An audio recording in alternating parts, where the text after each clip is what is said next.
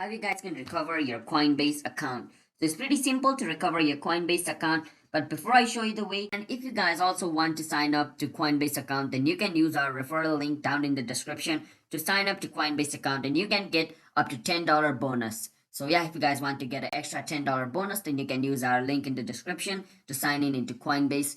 And yeah, let's start the video. So now, once you're over here, basically you want to go to Coinbase. Search for Coinbase. Once you search for Coinbase, you want to click on where it says sign in. Once you click on sign in, basically it's gonna ask you your email, your password, but since we have forgotten our password, basically what we want to do is want to click on where it says forgot password. Click on forgot password.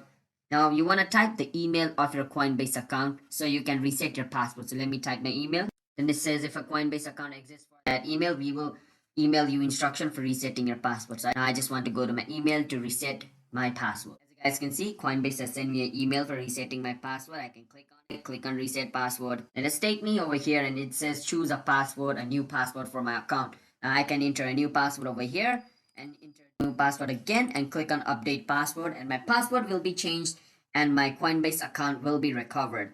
So that's the way how you guys can recover your Coinbase account.